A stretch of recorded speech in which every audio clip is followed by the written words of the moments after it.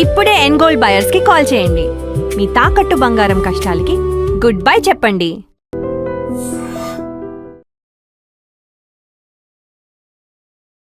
నమస్కారం, welcome to I dream. ధర్మ మార్గం విత్ విజిత కార్యక్రమానికి స్వాగతం.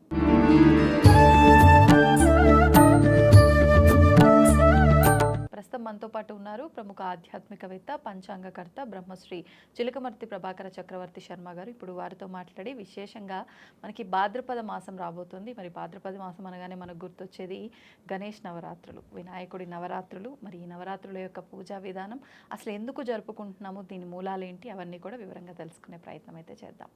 నమస్కారం అండి. నమస్కారం అమ్మా. మనకి భాద్రపద మాసం రాబోతుంది కదండి. విశేషంగా భాద్రపద మాసంలో కొన్ని విశేషాలు ఉన్నాయి. అసలు ఏంటి భాద్రపద మాసం యొక్క వైభవం గురించి వివరించండి. అమ్మ, చాలా మంచి ప్రశ్న ఇది. భాద్రపద మాసం జ్యోతిష్ శాస్త్ర ప్రకారం పౌర్ణమి రోజు చంద్రుడు పూర్వభాద్ర లేదా ఉత్తరాభాద్ర నక్షత్రానికి దగ్గరగా ఉండడం చేత దీన్ని భాద్రపద మాసం అన్నారు. అయితే భాద్రపద మాసం శ్రీ మహావిష్ణువుకి చాలా ఇష్టమైనటువంటి మాసాల్లో ఒక మాసంగా చెప్పడం జరిగింది. ఓకే. అలాగే మనకున్న సంవత్సరంలో ఉన్న 12 మాసంలో ఈ మాసం చాలా ప్రత్యేకత ఉంది. ఎందుకంటే ఈ మాసముని శుక్లపక్షాలు కృష్ణపక్షాలు రెండింటిగా విడదీసి చూస్తే మొదటి 15 రోజులు దేవతారాధనలు, తర్వాత 15 రోజులు పితృదేవతారాధనలు. అది ఈ మాసం యొక్క ప్రాధాన్యత. మనకి దేవతల్ని పూజిస్తే ఒక ఫలితం వస్తుందంటే దానికంటే రెట్టింపు ఫలితం పితృదేవతలను చేసేటువంటి కార్యక్రమాల ద్వారా వస్తుందని మన యొక్క శాస్త్రాలు తెలియజేస్తున్నాయి.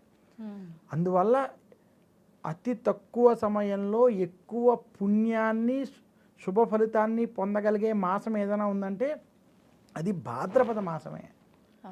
అందుకనే భాద్రపద మాసం చూడండి, భాద్రపద మాస శుక్లపక్ష తృతీయ అమ్మవారిని పూజిస్తారు. ఈ మాసంలో అమ్మవారు శివుణ్ణి పూజించి పార్వతీదేవి శివుణ్ణి భర్తగా పొందిన మాసం ఈ మాసం. అందుకనే ఈ మాసంలో కేదార వ్రతం చేస్తారు. మన కార్తీక మాసంలో కేదార గౌరీ వ్రతం అని అంటాం కదా, ఇక్కడ కేదార వ్రతం అని వ్రతం చేస్తారు. అమ్మవారు స్వయంగా కేదార వ్రతం చేసి శివుణ్ణి భర్తగా పొందినట్టుగా. అందుకనే భాద్రపద మాస తృతీయ రోజు అమ్మవారిని పూజిస్తారు. అలాగే భాద్రపద మాస శుక్లపక్ష చవితి, వినాయక చవితి, గణేష చవితి. ఈ రోజు నుంచి గణేష నవరాత్రులు కావచ్చు, లేదా 21 రోజులు కాణిపాకం వంటి దేవస్థానంలో 21 రోజులు, నెల రోజులు గణేష ఉత్సవాలు కూడా చేస్తారు. అంత విశేషం ఉన్నటువంటి వినాయక వ్రతంతో కూడుకున్నట్టు మాసం ఈ మాసం. ఇది కాకుండా భాద్రపద మాస శుక్లపక్ష పంచమిని ఋషి పంచమి అంటారు. ఉపాకర్మలు అంటే ముఖ్యంగా సామవేదం వాళ్ళు ఈ సమయంలో ఉపాకర్మలు అంటే వేదాధ్యయన ప్రారంభం వంటివి ఋషి పంచమి చేస్తారు. అసలు ప్రతి ఒక్కళ్ళు ఋషి పంచమి కోసం వేచి చూడాలి. ఎందుకు అంటే మనకి ఎన్నో పురాణాలు, వేదానికి సంబంధించినటువంటి ఉపనిషత్తులలో సంబంధించినటువంటి జ్ఞానము, ఇవన్నీ కూడా మనకి ఋషుల ద్వారా అందాయి. మరి అటువంటి ఋషుల్ని స్మరించుకోవడానికి మనకి ఈ యొక్క రోజుని పెట్టారు. మనకి నేటి ఆధునిక సమాజంలో father's day, mother's day, children's day అంటున్నారు, కానీ మనకి అసలు ఇవన్నీ మన యొక్క సనాతన ధర్మంలో వీళ్ళు ఎప్పుడూ ఉండేది. మనతో ఎప్పుడూ ఈ ఋషులు మునిపడి ఉంటారు. వాళ్ళు కొంచెం దూరంగా ఉండడం చేత వాళ్ళని గుర్తు చేసుకోవడం కోసం ఈ ఋషి పంచమి, గురు పౌర్ణమి వంటి రోజులు మనకు పెట్టారు. అలా ఈరోజు ఆ సప్త ఋషులని స్మరించుకుని వారికి అర్ఘ్యం వంటివి వెళ్ళడం, ఆ ఋషులు అందించినటువంటి వేద జ్ఞానాన్ని, ఆ ఋషులు అందించినటువంటి శాస్త్ర జ్ఞానాన్ని చదువుకోవడం, ఆ ఋషుల్ని పూజించడం ఈరోజు చెయ్యాలి. అంత విశేషమైనటువంటి రోజు.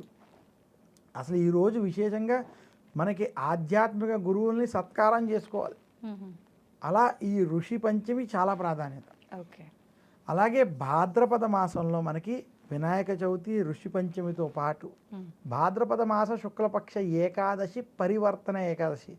భాద్రపద మాసం విష్ణు ప్రీతికరం అంటాం. మనకి దక్షిణాయనంలో శ్రీ మహావిష్ణువు ఆషాఢ శుక్ల ఏకాదశి యోగ నిద్రలోకి వెళ్ళాక అక్కడి నుంచి 2 నెలలు అయిన తర్వాత ఆయన పరివర్తన చెందుతాడు. తన పడుకునేటువంటి విధానాన్ని మార్చుకోవడం అనేటువంటి జరుగుతుంది. అలా ఈరోజు పరివర్తన ఏకాదశి వ్రతం చేయడం పరివర్తన ఏకాదశి రోజు శ్రీ మహావిష్ణువుని పూజించడం విశేషం. ఓకే. ఇంకా భాద్రపద మాస శుక్లపక్ష ద్వాదశి, త్రివిక్రమ ద్వాదశి, వామన ద్వాదశి.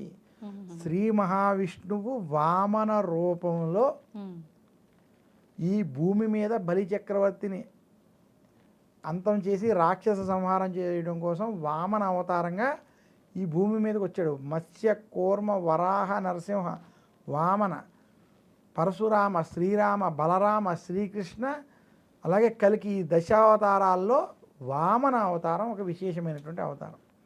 అటువంటి వామన రూపంలో వచ్చినటువంటి వామన అవతారం కాబట్టి వామన ద్వాదశి అన్నారు, అందుకని వామనుని పూజించడం.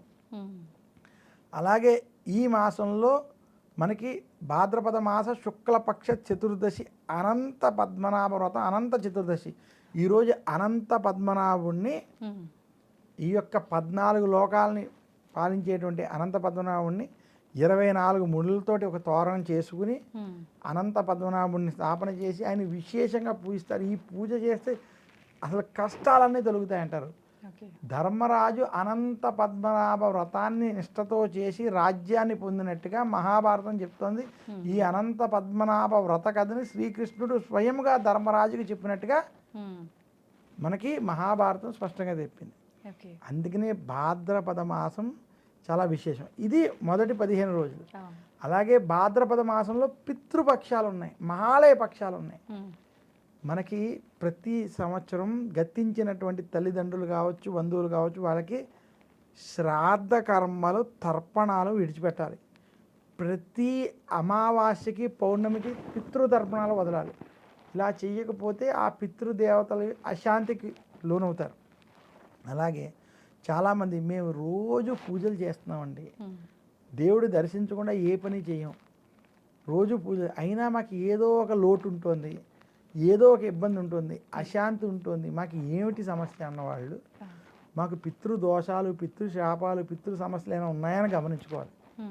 అలాగే వంశాభివృద్ధి కోసం పితృదేవతల్ని మనం వారి యొక్క ఆశీస్సులు పొందాలి. ఇదే కాకుండా చాలామంది కేదార్నాథ్ వంటి దుర్ఘటనలు కావచ్చు, ఏవో రైలు విమాన ప్రమాదాలు కావచ్చు, లేదా మనకి యుద్ధాల్లో కావచ్చు, కరోనా వంటి మహమ్మారిలో కావచ్చు, విదేశాల్లో కావచ్చు, ఎవరు ఎప్పుడు చనిపోయారో, ఏ తిథిలో చనిపోయారో, ఎలా చనిపోయారో తెలియనటువంటి స్థితి ఏర్పడినప్పుడు అటువంటి వారికి, అటువంటి పితృదేవతలో ఉన్నటువంటి అటువంటి వారికి శాంతులు కలిగి అటువంటి పితృదోషాలు తొలగడానికి గొప్ప అవకాశం ఉన్నటువంటి రోజులు ఈ పితృపక్షాలు. ఈ పితృపక్షాల్లో చేసేటువంటి శ్రాద్ధ కర్మలు, పిండ ప్రదానాల వల్ల ఆ దోష నివృత్తి జరుగుతుందని శాస్త్రం. అందుకనే భాద్రపద మాసం పితృదేవతల అనుగ్రహాలకి, దేవతల అనుగ్రహానికి, ఉత్తరాయణం దేవతలకి పగలు, దక్షిణాయనం దేవతలకి రాత్రి. అటువంటి రాత్రి సమయంలో పితృదేవతల అనుగ్రహం పొందడానికి ఉత్తమమైన మాసం భాద్రపద మాసం. అందుకనే ఈ మాసం చాలా విశేషం. చాలా సంతోషం అండి, ధన్యవాదాలు. And for more videos, Please subscribe to iDream. Please subscribe to iDream. Please subscribe iDream. And please subscribe to iDream. For more videos, subscribe to iDream. please like, share and subscribe to the channel. Congratulations, iDream. Subscribe to iDream. Subscribe to iDream. So subscribe to iDream Media. iDream team అందరికి huge congratulations. Please subscribe iDream Media. Please subscribe to iDream. Subscribe iDream. Please subscribe to iDream. iDream అంటే నా కళల ఛానల్ను subscribe చేసుకున్న నోరు తిరుగుతలేదు, మీరైతే గంట గుర్తు కొట్టండి. For more such videos, please subscribe to iDream. Subscribe to iDream. Please subscribe to iDream. Please subscribe iDream Media. Please do subscribe to iDream. Please subscribe to iDream Media. For best entertainment and information, please subscribe iDream. And don't forget to subscribe to iDream.